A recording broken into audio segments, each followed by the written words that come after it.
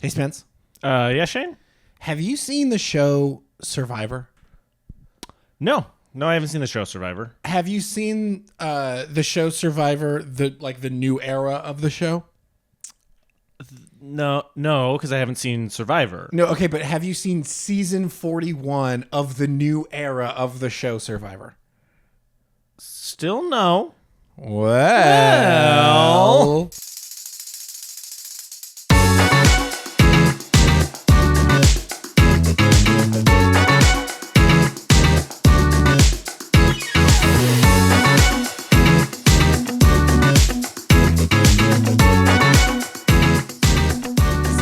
Now I have. Now you have Watched a season of Survivor, which is season. about lapped all the cumulative reality television I've ever seen. Yeah, that's truly. not true. I've seen quite a bit, but yeah. Anyway, So I mean, just to kick it off, what is your experience with? Do we want to start? Yeah, no. Tell me your experience with Survivor. What's your experience with Survivor? Survivor is a television series that I believe for a long time was designed for moms. Yeah. Because my mom watched it. She was the only one. Yeah. She was the only one. My dad didn't watch it with her, I don't think. None of my siblings watched it with her. My mom just watched it. So I was like, it's a TV show for moms. It's like my opinion on Lost. That's so also, funny. island-based TV series, mom. That's mom shit. Because my mom also watched all of Lost except the last 2 episodes. She hasn't seen Lost. She has not seen. She fell off at the last 2. Never seen them. Isn't that wild? Penny, I get know. on it. Penny.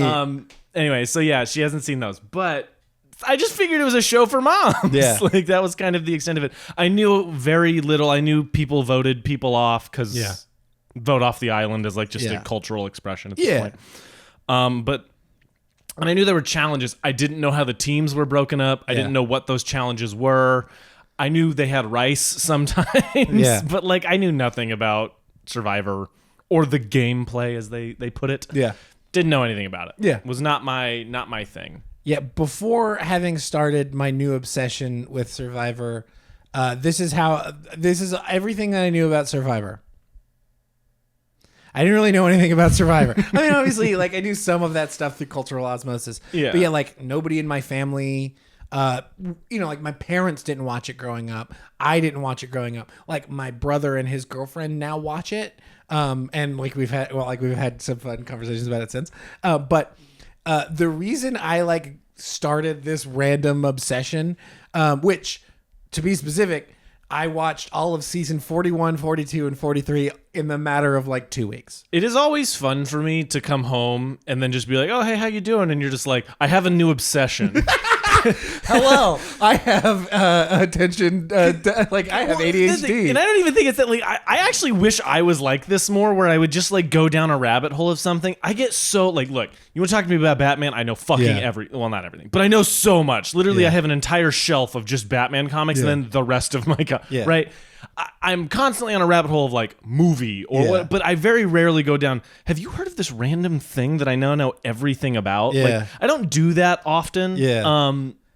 I always say, that this month I'm going to watch a bunch of Westerns or whatever, and I never end up doing it. Same. I'm always same. I always watch 3 and then I'm like, man, okay.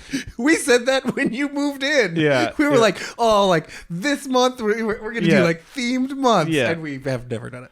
Except for Halloween. For the podcast, we did an action month. We did an action month, and we always do Halloween. I still think we need to do, not comedy, but I'll think of it later. I had this thought I was working on trying to make a list for. Well, there's some themed months out there we can do. Some themes. Because there's a lot of very famous comedies and shit I haven't seen that would be fun for us to just swap around. What? They're famous comedies? Yeah, well, there used to be. Shit, that was good. Not anymore. Anyway, But you vote in the comments what our next themed month will be. Freaking Step Brothers, I love you, but you played a hard game, but that is one of this total aside. We're gonna get back to the actual discussion, but that's one of my favorite things is when they show them at the end of the episode silently showing. They all lean in and they all look so shitty, and then they occasionally will play the audio and they're being so nice. They're like, I'm sorry, it made the most sense. Yeah, and it looks so shitty. Yeah. It looks like they're being like, fuck you, you're an asshole. That's you're going definitely home. it sometimes. Oh yeah. That's why it's silent. That's why it's silent.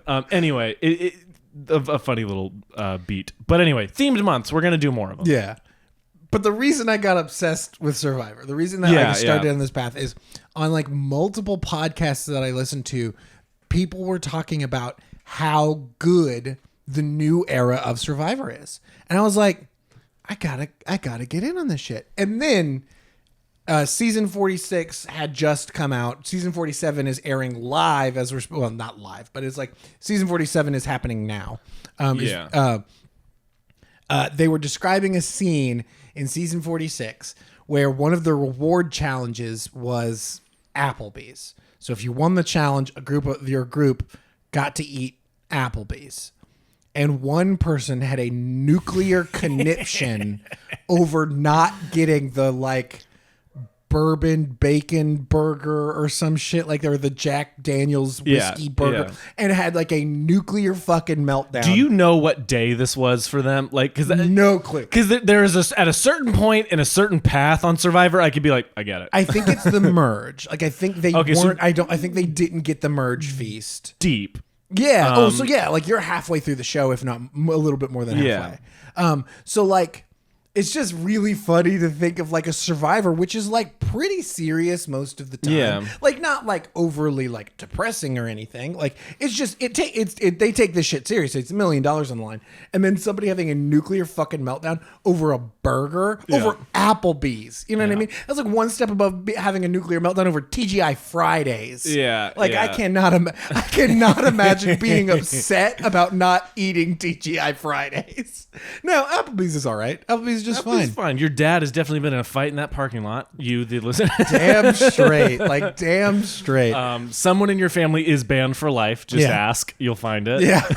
But, so, I heard that and I was like, okay, I got to start watching this freaking show. And so I started with season 41 and I watched season 41, 42, and 43 in the span of like 2 weeks. I was watching it when I should have been working. Yeah. I was watching it when I got home.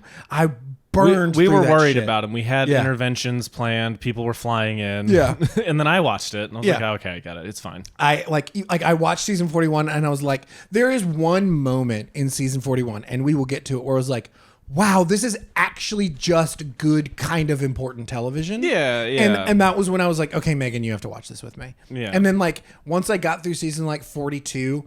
A similar-ish thing happens in season 42, and I was like, okay, I got to get more.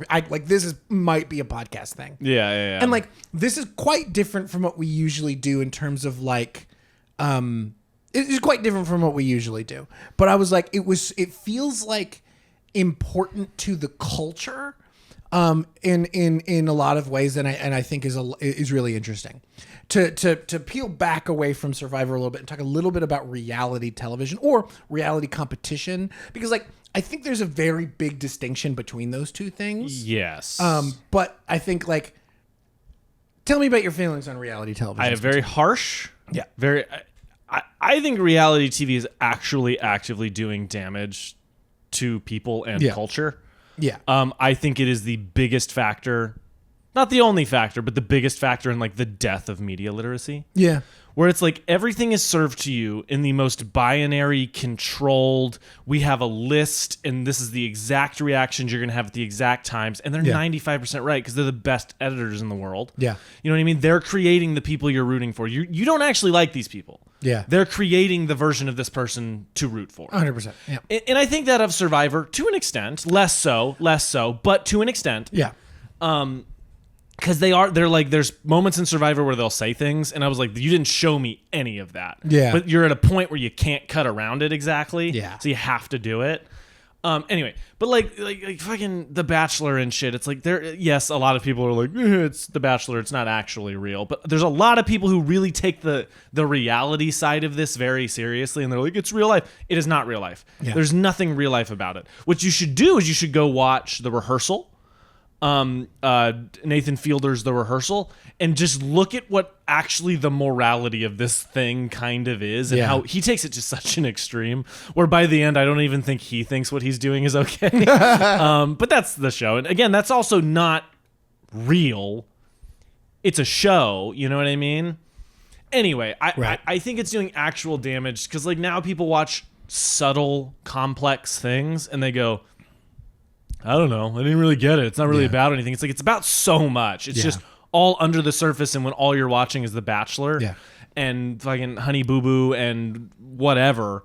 Yeah. You're not getting served anything complex or anything that makes you uncomfortable or anything important, which is what I think Survivor, this season 41 specifically, did a good job about. They had honest conversations about real world things and did not cut away, let people speak, and they just like good shit. Yeah. And I don't know how the previous seasons were. I'm sure there was stuff. Yeah. But this season specifically. I genuinely do think that in this new era, like even on season 41. Now, to give a preface for my understanding of the show, I have only seen seasons 41, 42, 43, and I've seen a few episodes of season 44. I don't know everything about what happened before and what the first 40 seasons of Survivor were like. So it's like, look, I know that it was somewhat diverse. I don't think it was nearly as diverse as season 41 and then season 42. And season 43. I think the show got much more diverse, much more accepting, and I think it also got much more willing to have those tough conversations. Which is legitimately in a way we talked about after the big episode where a lot of this kind of gets the focus. Yeah. I was like, it's honestly for a show like Survivor that is populated mostly by like middle-aged moms, you know what I mean? Yeah. The viewership is, I would assume. Yeah. I mean, it's a CBS reality show. Yeah, it's like you're not getting anyway. I would assume that is the vast majority, and those are a lot of the people who are going to be like, why does it have to be political? Why is it? It's like, well, because it's Survivor. It's supposed to be simulating what it's like to be in a microcosm community. Yeah. Fighting to live without actually killing each other, which I joked about so much. Yeah. I just want I want them to plop Ghostface on the island and he can just do whatever he wants. Yeah. That would be amazing. There's a sketch in there. There's something. Anyway, so yeah, like I agree. I think reality television has done a lot of harm to like the culture around media. I completely agree with that. It's like, and I always hear the arguments like, why is nobody teaching media literacy? My brother in Christ, that's English class. That's English class. English class is media literacy. It's like it's literature literacy. It's literally literature. It's reading fucking Shakespeare and be like, what does he mean by the blue curtains? Yeah. You know what I mean? And like it's teaching you to think about everything that isn't just told to you. Yeah. It's like it's teaching you the idea of in a movie when they cut to a shot of the ocean, they're not just doing it because it's pretty. Yeah. There's a reason. It could be thematic. It could be completely unintentional. Yeah. There's a very fucking amazing clip of an interviewer asking Steven Spielberg a question about Close Encounters of the Third Kind and about how it pertains to his father. And he literally looked this clip up. Like, just look up Steven Spielberg Close Encounters question. Because he literally goes, it's just now occurring to me that is very true. That wow, you just opened that up for me. Because that is it. Actors on or what's the? No, I'll find the exact show. It's an older clip. Anyway, it's shit like that where it's like, man, it is English class. It's all that stuff you hated fucking doing, where you had to read To Kill a Mockingbird and all these like great things, and have to sit there and go, what does this mean? Yeah. What is this? What's the feeling? And you just ignored it, and so that's why they're not teaching media literacy, because they did, and you didn't pay attention. Actor Studio. Actor Studio. Yeah, like a phenomenal question. If you've seen Close Encounters of the Third Kind, it's like hard to not know what it's about in a lot of ways. Or two, when the way he puts it, because is it worth just like not spoiling it? No, just go watch the clip. Like, you know what I mean? Yeah, like it's the reason I bring it up is to go, even the people writing these things are doing things they don't realize. Yeah, the people making these things are doing things they don't realize. And it can mean different things to the people watching it versus the people making it. A great story my editing professor in college said is he started out in painting. Like, he did painting for his first 4 years of college, and he still loves painting, I guess. But he was painting this thing, and he was so proud of it. It was this like just street with some kind of diner, or whatever the painting was. And he said his professor at the time walked in and just looked at it for like 10, 15 minutes, was studying it, looking. And he leaned back and he was waiting for his response, thinking he's going to tear this apart. And all the professors, why are the street lines yellow? And my professor was pissed about that for like weeks. He was like, "What do you mean? Why are they yellow? That they're yellow in real life." Yeah. And he was so mad about this. Yeah.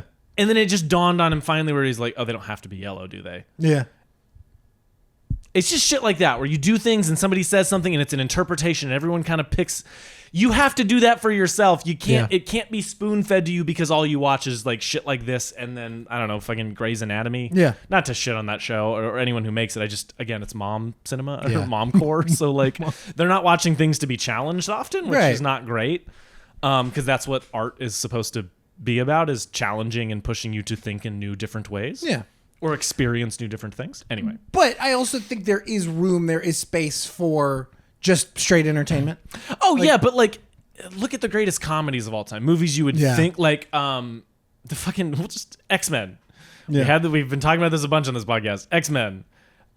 You could look at that as straight entertainment. Yeah. It's also one of the most deeply political pieces of popular culture there is. You know what I mean? It's like, I think it comes out in everything. I think Step Brothers is about something. Yeah. You know what I mean? Like, no, I agree. Step Brothers makes you think about something. Yeah.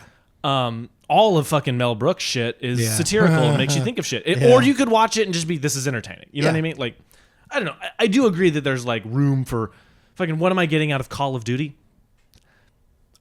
Run around, shoot 'em up. That's what I'm getting out of Call of Duty. You know what I mean? But I think there's space for straight entertainment, but at the same time, that doesn't mean we can't strive for having more to say with it, or pushing some boundaries, making people ever so slightly uncomfortable, teaching them new things. Yes. And I think that is what is so freaking good about what happens in season 41 of Survivor. Yeah.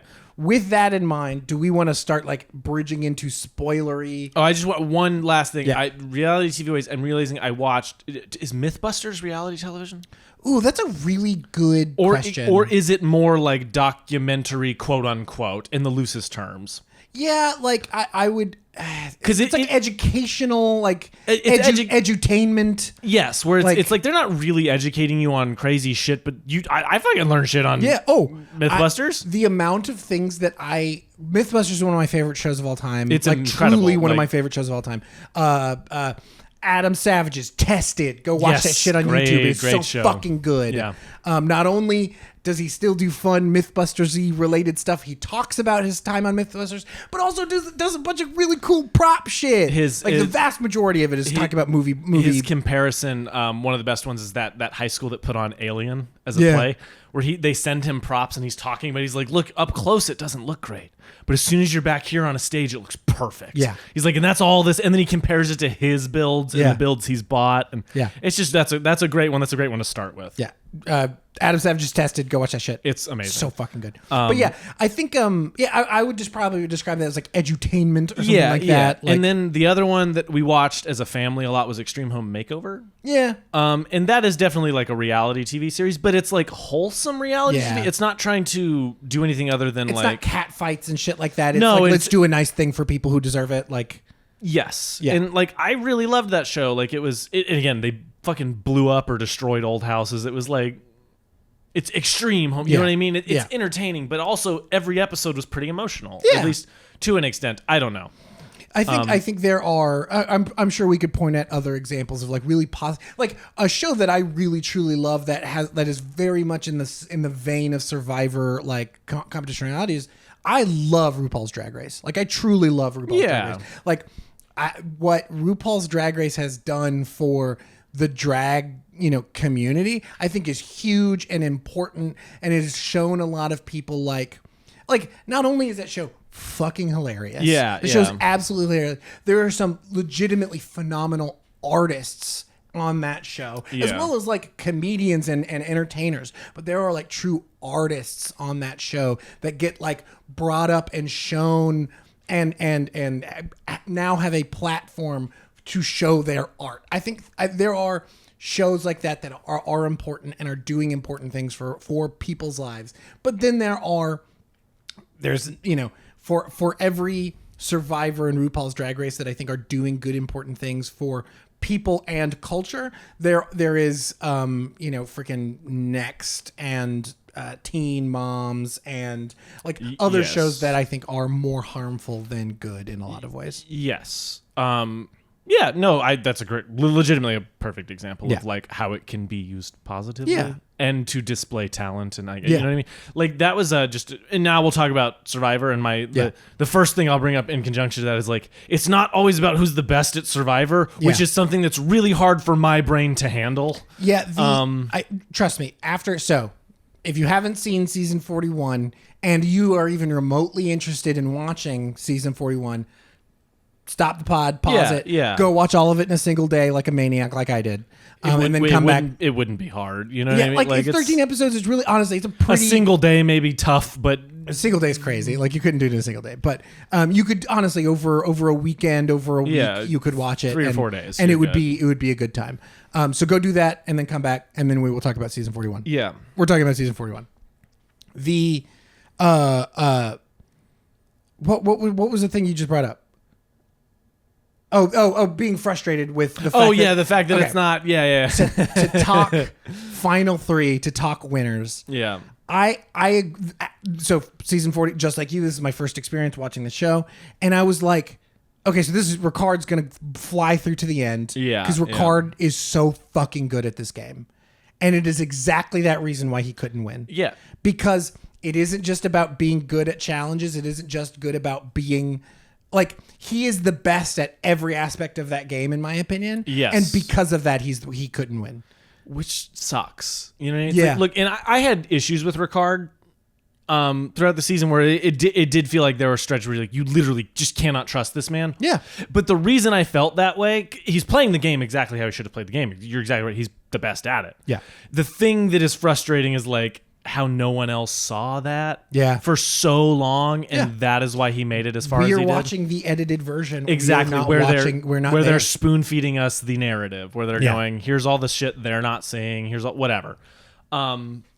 The final 3 was a little frustrating. It was nobody I was like hard rooting for. Like I liked all of them. I liked Xander. I liked Deshaun. I was rooting for Xander. I was a little bit, but mostly because the narrative of it was how hated he was since the beginning for no reason, for like just being a guy. Yeah. Especially, and here's the thing I was talking about earlier about like, they'll say some shit that you don't see, and it was like him and Ricard's bromance. Yeah, you don't see a fucking lick of that. They do. We do see that. Like they have at least one conversation on the beach where they're talking about where Ricard does talk about his family. Like that does happen. We do see that, but that's at the end, literally 5 minutes before they talk about the bromance. Yes. So you don't see any of that shit. Right. And then when Ricard is in the jury and he asked that question, he's like, was that real? Like, are we actually friends? Like, that to me feels like a great narrative to run down, especially at the end when you're editing it and you know everything that's happened before. And you know that question's coming and you're going to leave that question in? Yeah. No, I feel like that's like like a coverage / editing issue. Because again, like, I think that's real. Yeah. Like, I think that's a real question. And like I do think that that's like maybe an important conversation, because like we had a pretty strong disagreement.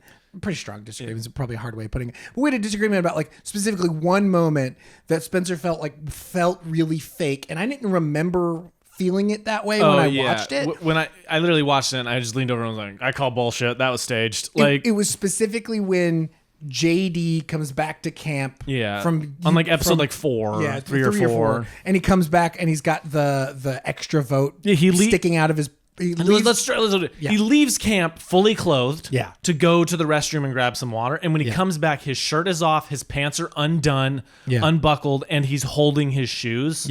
First of all, what kind of massive shit were you taking, dude? I need to know. Text me. My number's flashing on the screen. I know you're an avid fan. Anyway, so he walks back into camp like that with it sticking out of his pants, and they're like, "What's this?" And I'm like, "Yeah, that is bullshit. Calling bullshit." Feel free to cut that Republican line. Oh yeah, well I'll figure it out. Yeah, like when I first watched, I have seen season 41 3 times now. Yeah. I watched it the first time by myself. I watched it with Megan, and then I watched most of it. 3/4 watched it with Spencer. He watched a few episodes without me. That was one that I never really felt like it felt that fake to me. And then when I watched it with you last night, because we had that conversation, we're like, let's watch it. I do understand where he's coming from. Like, it does feel staged. The camera's in a weird place. The camera's in a place where they're literally like in windows, like cinema, like fucking blocking this shit to see. And the way that you put it of like, oh, we're on break right now, but the camera's still rolling. So it's like low angle and like really wide, but you can still see everything perfectly. Like, yeah, it did feel like a weird moment. But like after watching it and we had a short discussion, I was like, okay, but like, what if that did happen off camera? And then we're like, oh, hey, can you do that again? Can we? Hold on, let's stage it like this and let's actually get it on camera. Like, but if I were to I legitimately think that like, look, that is an important gameplay implication that I truly don't think that they would. I honestly do not think that they would force JD to reveal his. Yeah. Again, especially since how important idols and rewards and those kinds of things are, and how big the gameplay implications are when they are revealed. I guess my take on it would be it's silly to be like, oh, can we do that one more time? Yeah. It's silly. Just cut to the talking, the interview section of Shan being like, you know, because they have him. The other part of it is that they have him going to the restroom. Yeah. And it's like a moment of him going to the restroom and her not going with him. It's like, it's a moment. Yeah. And then immediately cuts into another moment. And who knows, that moment of him walking off to the restroom could have been 3 days before they just pulled that footage. We don't know. Again, these are the best editors in the world who do these shows. Right. The other moment that felt truly fake to me was when Brad ran down the beach to listen to... And him building the fake hymn and rolling away on the beach was... That was cheesy too. I forgot about that one. That one was also a little cheesy. It's like some stuff like that where it's like... I could see how some of those kinds of things could be like fakey. Yeah. But like, I think the conversations that we're cutting in on are real conversations. The things that I agree, I think are like things to look out in terms of like the quote unquote reality part of it is like, I think it is, okay, why don't you two go have a one-on-one conversation and then you three stay here at camp. And it like, but I think the conversations that then are happening are real. Yeah. And the game players... Real or prompted, or they give them a, discuss this. What's a big thing in your life? Discuss that. Yeah. That kind of shit. Which, like, look, that does take away from the reality part of it. 100%. Yeah. I completely agree with that. But at the same time, like, I think to take too much away from the reality of it, I think might be unfair, I think is the best way of putting it. It's like, because I think the votes are happening in reality. That's the way people are actually voting. Like, yeah, maybe some of the conversations and staged or stuff, and you are right, like having some people talk at certain moments is pushing the producers have some sway as to what is happening. The string pulling a little bit. But like at the same time, like it's that you could make that argument for documentaries. Well, and oh no, completely. Again, documentaries are not reality. They are pushing the message of the filmmakers. Like that's what it is. It's very rare. Like one of the few that I would say has a moment of real, actual, genuine. Not one of the few. There's a lot, but like Free Solo. Yeah. The moment when he's climbing is real. Yeah. They all were talking about, hey guys, we might watch him die today. Like that's a thing that might happen. We all need to prepare ourselves for that. Yeah. Like there's reality. Yeah. But it is when you are watching it at home, it is them having looked over the footage, and because that documentary filmmaking, that's what it is. It's the reverse of filmmakers, I'm setting out to tell this kind of story. Documentarians are, I'm setting out to look at this kind of subject and then I'll figure out my story. Yeah. You know what I mean? Not saying filmmakers know the theme and all that shit. A lot of times that's found later or in the edit also, but they have a better idea of like, it's a war movie, it's going to be about war movie things, or it's a horror movie, it's going to be about horror movie things. Yeah. Whatever. Anyway, so you're seeing that in everything, and I agree with that. But Survivor, there's just a few where I was like, this feels like the strings have been pulled or this. But I do agree with you. Survivor, if any of them were to be real, it's this one, and the fact that you really are looking at these people losing weight. Yeah. You're looking... Oh, yeah. None of them are actors, and we know that even more now because fucking Dallas Cowboy was on. Yeah. Like somebody who was an actual celebrity in his own right. You know what I mean? Not like he wasn't a fucking superstar or nothing, but he played for the Dallas Cowboys. He was a public figure. There are trading cards of him, most likely. Yeah, you know what sure, I mean? definitely. Like, that is a thing to take into account of like when they're like breaking down and crying. It's like they're not actors. They're not. You know what I mean? Like that's a real moment. Yeah. There's just a couple times where like the narrative pushes, and it probably is that. It's probably the narrative pushing the win that happened before to set it up to make it a moment. Yeah. And I can't fault them for that. There's just the very cynical part of my brain when it comes to reality television of like, this is damaging and it's not real. All of it is scripted, all of it's fake. When in reality, a lot of it is probably, specifically on these like game show ones, a lot of it is probably pretty real. Yeah. Like Ink Master, you know what I mean? Yeah. They're not telling them to give somebody a bad tattoo. Like that's fucked up and there's no way they could get away with that. Now, if somebody does give somebody a bad tattoo, that's different. Yeah. Like, I just think that like, what, you know, like, look, for fake conversations happening on like other reality shows, like maybe there might be some damage there in like what they're talking about, but like the stakes are so low for so many of the conversations that they're having where it's like, what is the true damage to some of this maybe being slightly staged? Yeah. You know? Again, specifically within Survivor, you know what I mean? Right. Like to the competition, to all of it. Again, you're watching these people really lose weight. You're watching these people really do these things. It is being steered, and so it appears to be less real because of the narrative they want to push after the fact. But still, you know what I mean. But again, I enjoy and like the show. I think I like the moment that like really made me go, oh wow, the show actually feels kind of important. Was it episode 11 with I think it's episode 11 with right after the Shan vote, and they come back to tribal council, and Deshaun is talking about the Shan vote and the conflict with that alliance of black players having to feel like they had to vote out one of those black players, and like the emotions that they had in the year that this was being played, right after 2020. This was in 2021. Yeah, right after everything with like George Floyd and all that kind of stuff. Yeah. Like, all those, you know, Black Lives Matter protests and all that kind of stuff. So that conversation, I think, was handled so well. Like specifically Liana spoke she's so eloquently. Well, to give her Liana and Deshaun, I think both spoke so eloquently on it in a way that like, and not to say Danny wasn't. Danny had good points and Danny jumped in.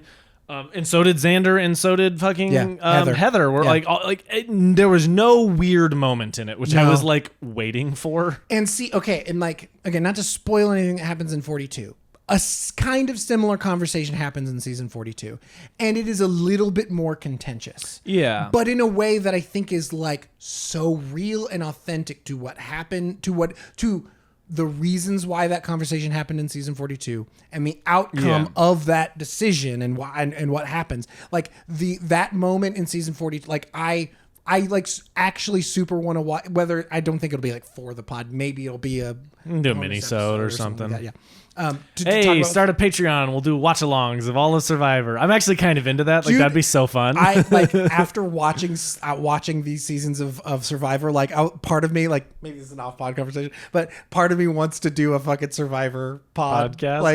Like I've so enjoyed my time watching Survivor that like I would love to talk more about it. So I think that moment in season 41 is handled so well, and even Liana has like the presence of mind to go, now I know a lot of people watching this are going, I just want to watch Survivor. Why are we talking about this? And she puts it so eloquent. It was like, yeah, but we're still living with this. Like, just because this is a game show doesn't mean we aren't still black people in America. You know, like we have on one of the most popular shows. Yeah. It's like we have to bring this baggage is with us all the time. And Xander's response of like, I don't represent a people in that way. Like, I have the privilege to not think about this while playing this game. Yeah. It's like it was handled and then Danny well. just pointing is like, that's an important part of it is admitting it. You know what I mean? Yeah. Because like that's the thing. I think the biggest roadblock for a lot of these conversations happening in these ways is not only upsetting the fucking public. Well, let's just leave it at the public. Leave all the game contestants out. The public is going. The reason it's can't this just be Survivors? Because they don't want to be introspective. No. They don't want to look at themselves and go, I'm privileged and I don't have to think about this. When in reality, you fucking are. And they know that and it fills them with shame. And so their lash out reaction is negative. And it's like, no, just fucking be a person. Yeah. Be empathetic and go, no, they're right. Yeah. Which is what I loved about what Xander said, where he was just like, I don't have to consider this. I am amazed y'all have handled this all so well. Yeah. Like Heather doubling down on just like, I would not have even thought about exactly, this. And that's what I liked. Like I liked that Heather's and his were different. Where he was like, "Look, I am in the privileged position that I don't have to think about this," and she was like, "I didn't even consider this as a thing," and she took it so positively. Yeah. It's like that is how everyone should respond who hasn't thought about it. Yeah, should just go, "No, you're not accusing me, personal me." Yeah. It's a society thing that you're involved in. Yeah, like it's that you take an active role in whether you think it or not. Yeah. And you have the privilege to not think about it. Again, that conversation was handled so well and so beautifully.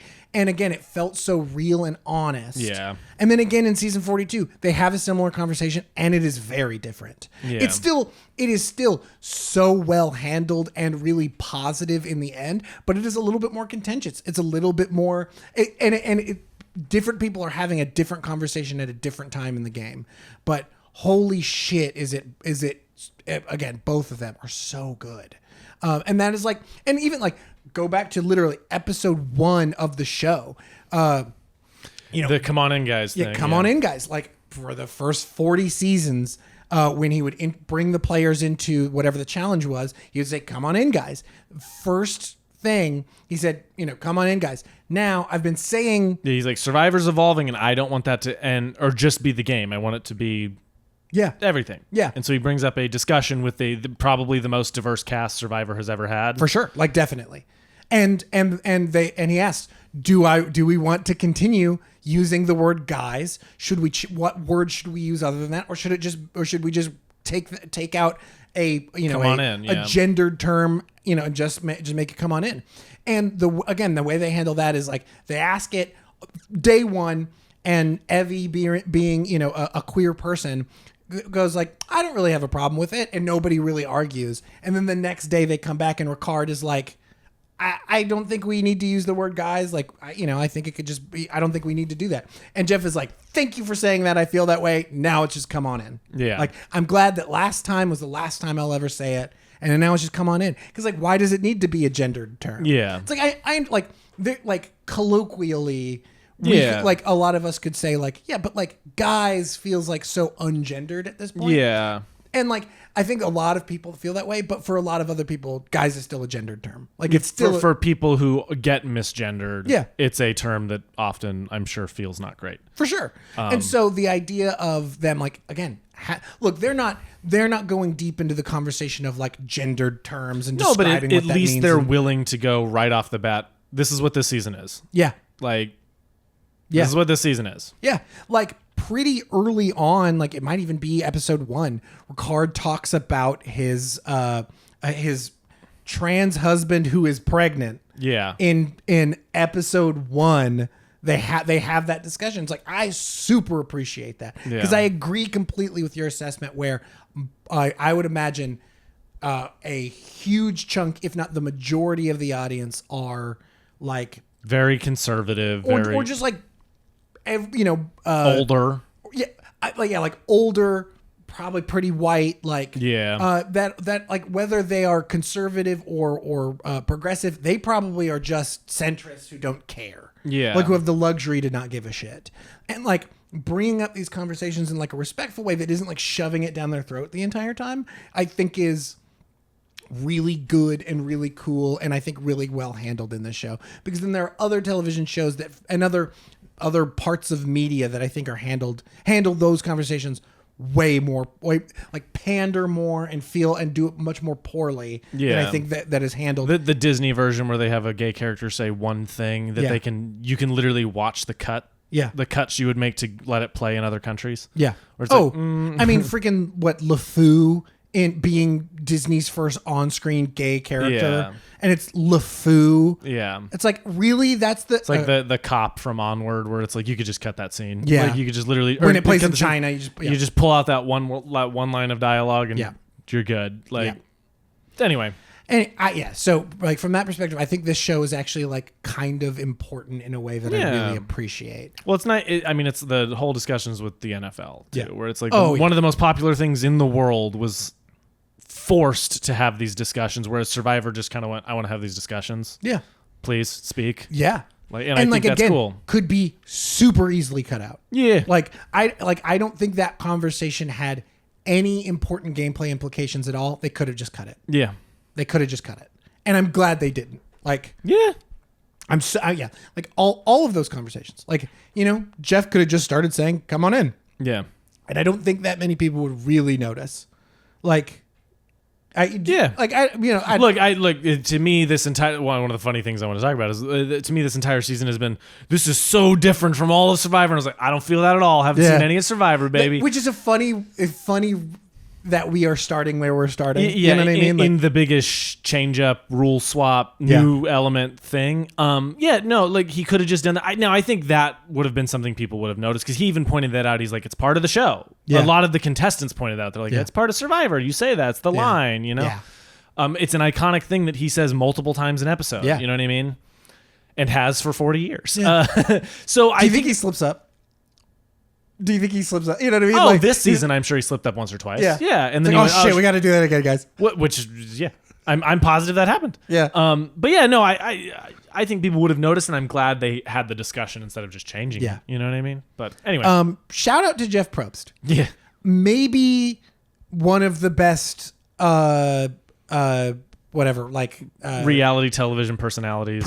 Yeah. Like, holy shit, he is so good at I want to get a beer job. with that guy. Dude, like, he is so good at his job. He's so funny, too. Yeah. Like, oh my God, he will rip them apart. Yeah. Like, yeah, well, the other thing that I think is hilarious is every single time somebody finishes a challenge, Jeff, I did it, Jeff, please notice me. They grab a bullhorn, Jeff. It's like so funny every time. Jeff. I get it. They got to be so like. What are some of your other favorite moments in the season? Like the other huge gigantic moment was the fake idol. The fake swap. idol's probably the best moment. So good. Look, honestly, my favorite thing about watching it was me just leaning over and going, this is his favorite part every time he snuffs a torch, where it's like, this is the only thing that brings him joy in his life. Like, I made fun of this relentlessly while also having just a great time, which is, I think that's how reality television is. Again, every chance I got, I was like, the reward is tonight you won't be hunted by Jeff 2, my clone who has a crossbow and a grudge. You won't be hunted by Jorf. Yeah, like he's not going to come for your camp if you win this reward. If you don't, he has a crossbow laced with arsenic. You're in trouble. Fucking Dr. Eggman's not going to come and destroy I'm putting this gun on the table. It has one bullet in it. Like, literally. He's like, do you want to play a game? And Billy the Puppet rolls out from Jigsaw. You know what I mean? Like, it's so good. It's shit like that. Like the whole time I'm making these jokes. And at the same time, I think he's fucking hilarious and seems like a really good dude. Yeah. Yes, genuinely. Again, want to have a beer with that guy. Yeah, I would also love to see how he handles how he would handle the roughing it elements, you know what I mean? Like, I would love, because part of me thinks I don't know, he's probably just a dude who is really used to being out on the beach and being in the water and stuff. But then the other part of me is like, no, I bet this dude has spent time honing bushcraft. All I'm saying is, you look at some of these games and you're not trying them. You're not, you know what I mean? You're like, that looks fun as fuck. The crew to test them is all like, I'll do it. Like, let me do it. I want to try it. Yeah. Which is the discussion you and I had early on, was like, how would it would it be awesome or would it suck to crew Survivor? Yeah. And it's like, I don't know, to rig that shit, I imagine has to be so fucking hard. Crazy, dude. But the amount of cameras that are always on that you never see. The DIT department. Oh, Jesus. Yeah. Oh, the amount of, like, I don't know if I said that with you or if I said it with Megan, but the amount of footage. Oh, I had a buddy, he went to like an editing convention thing once, and he talked to a lot of the like, no, so it's not Survivor, but I imagine Survivor probably has more. Yeah. But the Bachelor editors. Yeah. And they said they generally have like 10,000 hours of footage at the end of a season that they just have to sift through and find, and they have teams of people doing it. Yeah. Like essentially taking this crew of cameras, you four are in charge of pulling all the best footage. Yeah. Or whatever it is. But yeah, no, it's like 10,000 hours of footage. And I'm sure in Survivor, it's more because you have all of the challenge stuff. You have all of the examples that, like, whenever they describe the game, they'll have clearly a crew guy or somebody. You have to go film all that, manage all that. You have to manage 4 people doing this, the camera on them, the camera on Jeff, the camera that's here, the camera that's here. It's like, dude, it's impossible. Yeah, all of 3 different camps that each have to have at least 4 or 5 cameras on them at all times. Crazy shit. All of the B-roll, all of the establishing shots, all of the transition shot, like crazy. I can't imagine running audio on this shit. I know. I don't know how they do it actually. Oh, I do. Do you? The buffs? Why do they have the buffs? That's where the mic packs are. But so many people are like on their legs. Now, not all the time. Like clearly, like if it's somewhere else, but like so often it's around their neck, or so often it's around their head or around their torso. You don't think they just have really good like fucking directional mics and shit they're running? You can see it sometimes. You can see the mic packs. Oh, okay, cool. Like they are definitely like, and even sometimes you can see the lav underneath their shirt. Like they're definitely laved up.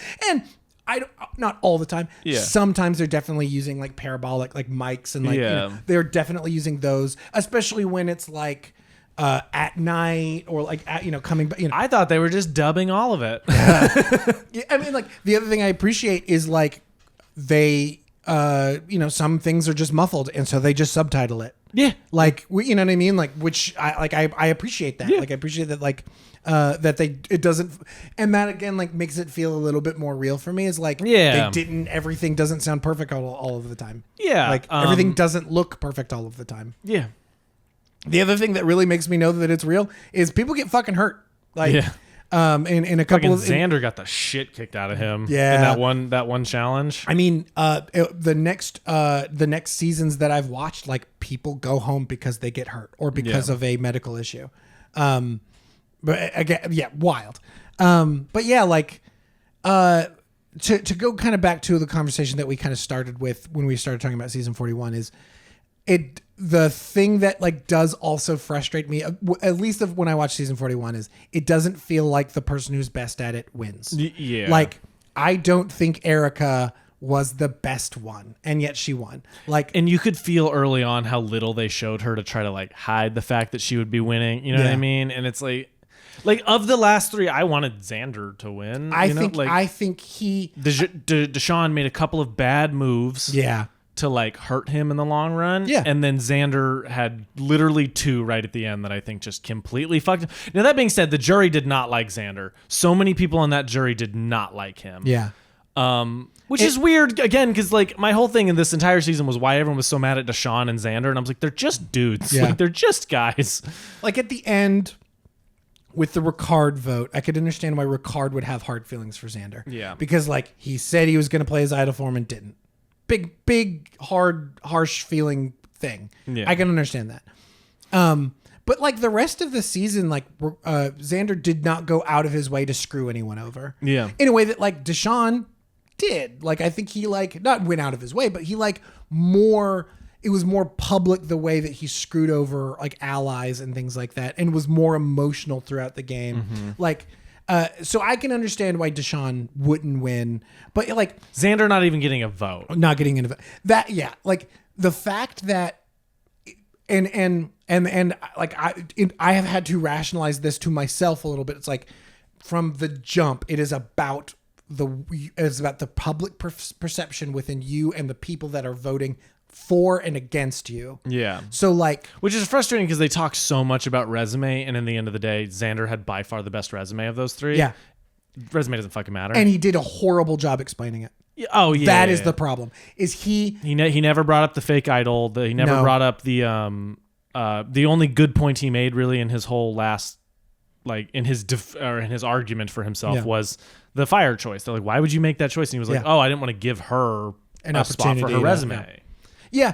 I think the thing that like lost him the game was he completely misread a couple of moments about how the jury felt on things. Yeah. And it's like, wow, you really don't. That being said, I think if he had put Erica in the fire challenge, she probably would have won.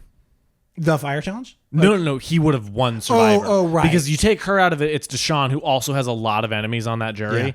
Yeah. And then Heather is your other person with you. Yeah. I mean, like the other idea that he had of like putting himself in the fire challenge and just knocking out any of them. Yeah. Giving himself like showing how hard he wants to play this and winning that challenge. Yeah. If he had put himself against Erica. Yeah. He would have just won. Or just Survivor. Any of them. Honestly, I don't think it matters who it would have been. Well, I just mean knocking out Erica because she's the biggest threat. Like I think you put Erica in the end, she wins no matter what. Yeah. For a bunch of reasons. Yeah. None of which that I super agree with, but she just she was never like out front in terms of making big strategic screw people over moves. Yeah. She was always like I think legitimately the biggest thing on her resume that made the most that swayed me the most was the fact that she was never on the wrong side of the vote. She was never on the wrong side of the vote. That's huge. That's so huge. And the history making move of swap, like that's a big resume piece. You know? And the exile, like she had a couple of the big things go for her, but you're right. The never being on the wrong side of the vote probably that's huge. Helped her a lot. That just means that you always had the pulse on what was really going on. Yeah, like that's big. Like that's like truly really big. Yeah. And so. And there were a couple of votes that she was kind of the swing vote. She was kind of the deciding factor. I think like the Ricard vote was one of them, or like I actually can't remember. It doesn't matter. There were a couple of votes that she was like the swing vote on, but like I do, and in that conversation, even Jeff said it on the show. It's like some of the best players will never win. Yeah. And like, because again, like if you are that good at if you are that good at playing the game, people will take you out because you are that good. Yeah. You know what I mean? Well, and I would argue then people like Erica are the best players because they float right in the middle. You know what I mean? Like because they don't make themselves a target. Yeah. They play the game, they play it well, and they don't. And make admittedly, I think if she hadn't flipped the script with the hourglass change, she would have been gone that vote. Yeah. That's the that just made so much sense for the merge to be like, look, let's get through one vote, get the lay of the land. We know it's her. She's gone. Let's just do it. I think that whole, changing history thing is really interesting, but I don't know how you make another choice. Oh yeah, you have to do it. You have to do it. Like that's the only thing. It's like it is the fallacy of a choice. Yeah. Because like you either flip the script and you make yourself safe and maybe piss off the other group, but you get a lot of allies too.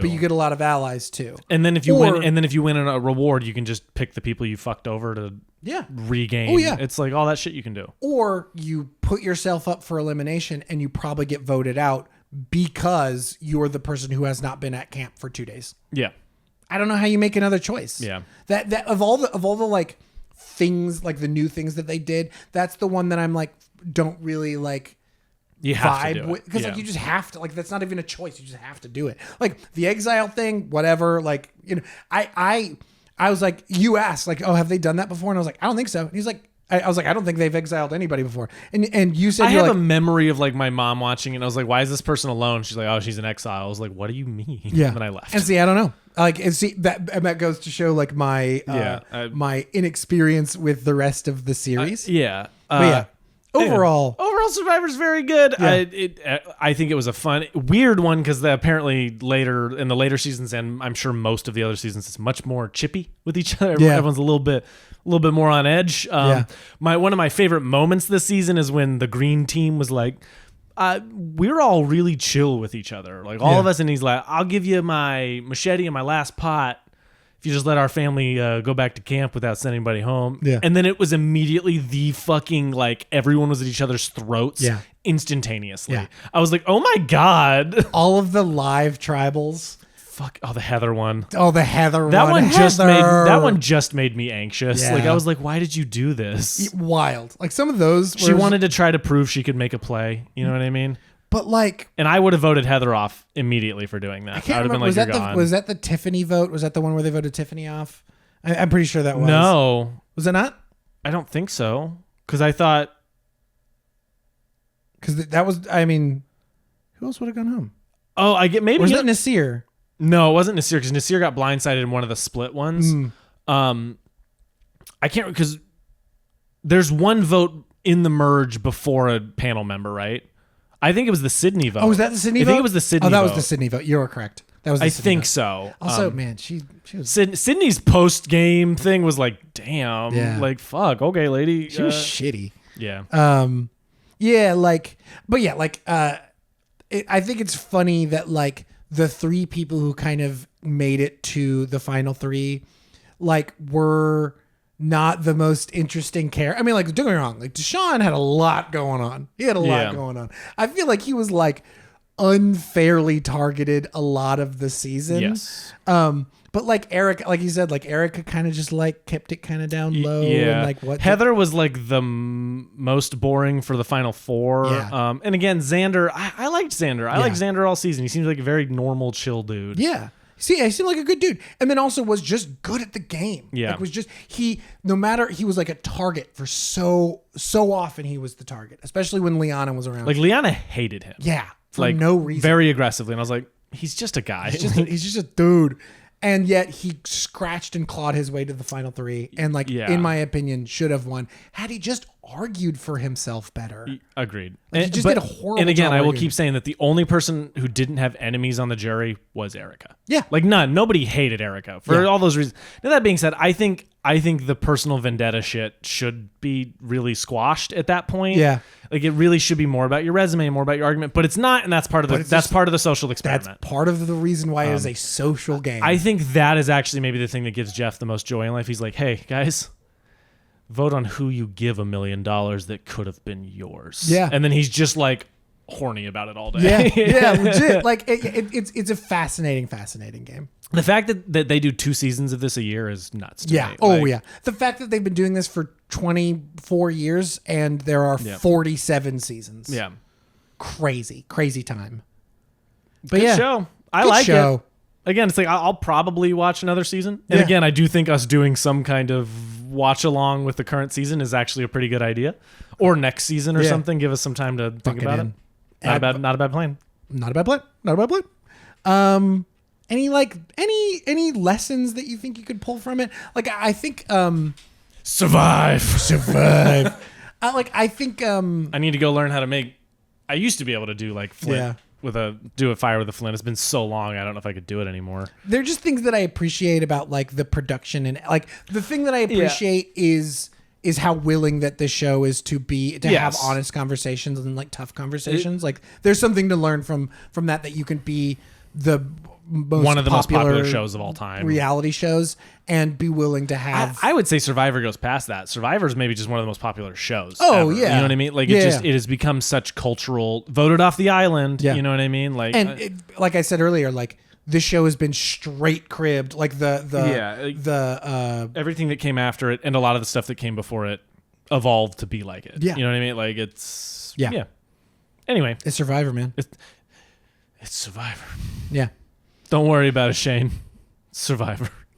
All right, B segment. B segment. We're still talking about Survivor, boys. We're still, of course, talking about Survivor.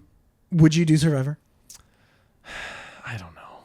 Yeah. Look, I'm an Eagle Scout. I've been camping. I've done like building shelters, and I've done cooking in those situations and stuff. I've never had to live off the land, though. Yeah.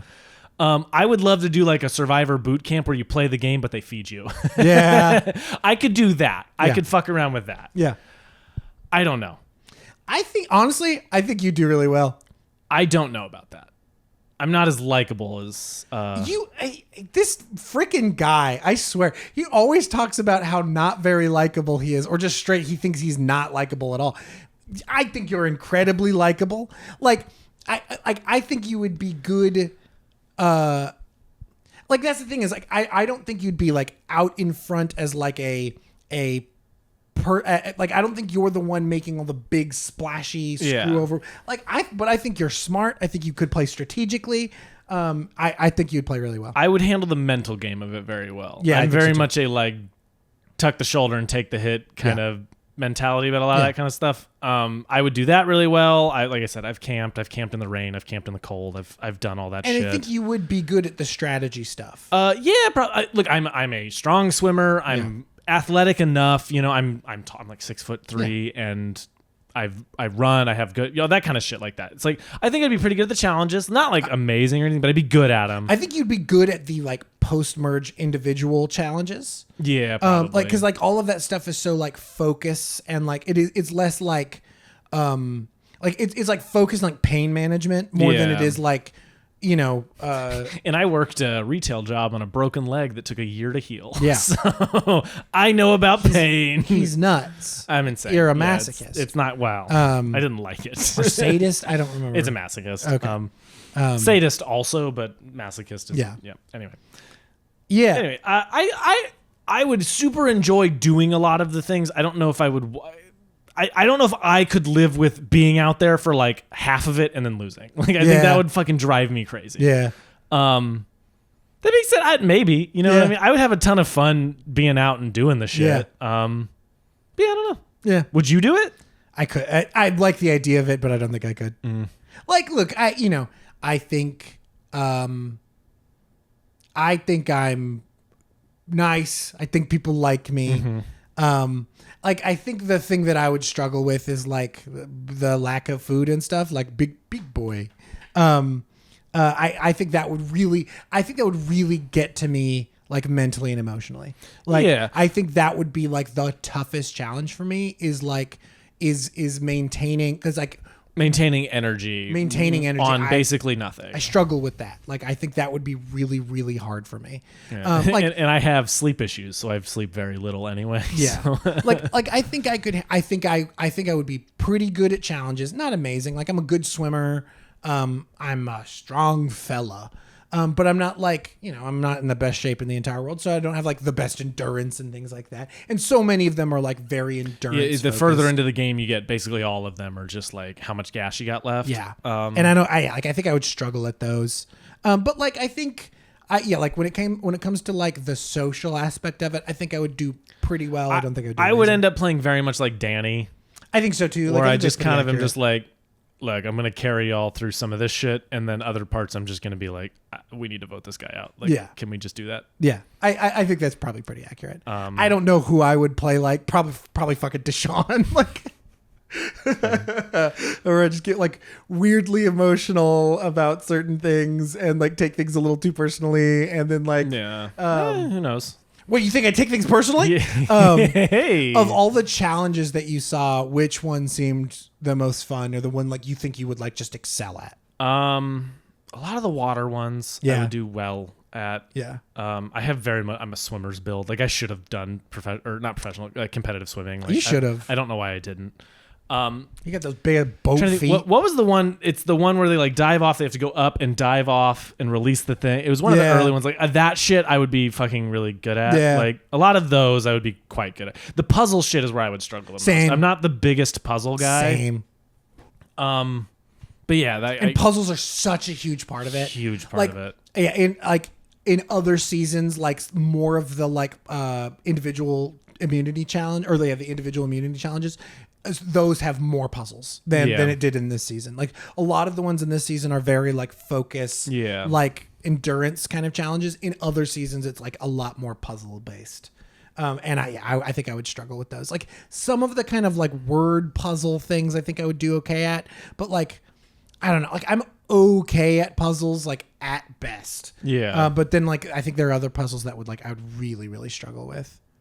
But like the one that seems like the most fun to me is like the one with the sandbags where you're trying to get it up. That seems like that would be so much fun. Yeah, I can't. I just want to. Can there be a place where I can just go do these? There's challenges no world that there isn't a place within 2 or 3 hours of here that doesn't have a lot of those puzzles, like or something equivalent, or something equivalent. But like that being said, like a lot of the challenges have borrowed elements from season to season. So like the thing with the sandbags up on the thing, that's really common. That's in like most. So you can practice it. So you can practice it. There are other elements of other seasons that like they have like, the thing where you dive underwater and you grab the thing. Yeah. Like they have pieces of that as part of other challenges in other seasons. There's other ones that like, there's another one in a later season where you're like in a cage underneath the water and as the tide rises. And so you have to like hold, you can get breath, but as occasionally waves will come up and come over your face.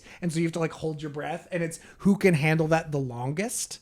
And like at a certain point, I don't think the tide ever gets fully above to where you can't breathe, but it is like like centimeters away from you not being able to breathe anymore. That's fucked. That's an actual form of torture. That is an actual form of freaking torture. It is wild. There's another one that's like it's like two circular tracks with like you get like what is essentially like billiard balls, and you put the ball and it goes down the track and it will come out either one of two chutes, and you add more balls over time, and you have one hand tied behind your back, and so you have to get the ball and put it in, and if you drop any balls or you hold onto a ball for too long, you lose. And like as you add more balls, it becomes more hectic. It gets more hard to track like when and where things are coming out. Like it's like those would be, and that's a thing that like that has been in several seasons, and like you could practice if you have a version of it. But yeah, like I think I would struggle at some of the puzzle stuff, but I do think it would be a lot of fun. It'd be very fun. Survivor. Let's do our own Survivor. Let's do it. Survive this episode of the podcast. Yeah. Recommendations? Recommendations. What have I been watching? Shudder has a cool documentary called, I have nothing Survivor related, but Lost. Go watch Lost. Go watch Lost. It's on Netflix now. Yeah. Shudder has this great documentary that's been coming out. Documentary, kind of just appreciation thing, called Horror's Greatest. And it's just each one, like the first one's on cliches, the second one's on kaiju, the third one's on Japanese horror, the next one was on horror comedy, next one's Stephen King adaptations. That is really fucking good and super fun, and you get like 50 great recommendations every episode. So I've been watching that. Other than that, I saw the movie Will and Harper. Yeah. One of the best movies of 2024. Go watch that movie if it's in a theater near you, or when it comes to Netflix, watch it. Super important movie, so emotional. I think it is a must watch. It's so good. Yeah. Those would be my recommendations. Season 42 of Survivor. I'm so serious. Like legitimately, like if you haven't seen season 42, it is so freaking good. It is like all the people on season 42 have not seen season 41, so they pull a lot of the same twists. But so they don't know about all this stuff, which is cool. Right, and they change it just a little bit to test things out a little bit differently. And again, like it has similar kind of emotional beats that are handled completely differently. Yeah. And it is absolutely fascinating. And the way that that kind of similar emotional beat is handled in a gameplay perspective is so cool. Yeah. So season 42 of Survivor, go watch that shit. Lost, I honestly think is a phenomenal recommendation here. I've been wanting to rewatch it for a while now. Same. And then like completely unrelated, Mitski Live. Mitski's live concerts. I think so. I went and saw Mitski when she came through. Holy shit! What she is doing with lighting and stage design is absolutely fascinating. Like she makes the lighting a character within her musical act, and it is fascinating and dope as shit. So if you can go see her live, go see her live. If not, if you can just watch it online in some capacity, it is worth watching. It is so cool what she's doing. There you go. And she's just phenomenal live. And Mitski fucking rolls. If you haven't listened to, I can't remember the name of the newest album, but go listen to that. Laurel Hell is so much better than people gave it credit. You're stupid if you don't like it. And that's my recommendations. I'm looking at the album name. It's long. I just can't remember it. Oh my God. There we go. It is, The Land is Inhospitable and So Are We. Yep, that's the one. Album absolutely fucking rips. Laura Hull is better than people give it credit. Be the Cowboy rips. Puberty 2 might be my favorite. But yeah, so that's a lot of television show. You've got 47 seasons, or 46 and the beginning of 47 seasons of television to go watch. Some good movies, another good show, Lost, some music, and maybe a live concert to go watch. So go do that, or don't. I don't know. Survive.